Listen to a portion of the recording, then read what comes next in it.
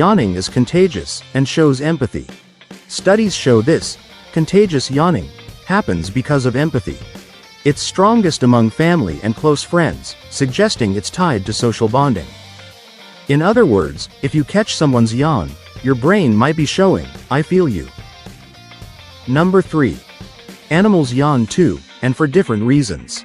Lions, dogs, chimps, even fish, they all yawn. But they don't always do it because they're tired. For lions, yawning before a hunt can signal alertness. For chimps, it can communicate dominance or stress. And dogs? They often yawn as a calming signal when they feel anxious. Turns out yawning is a universal language across species.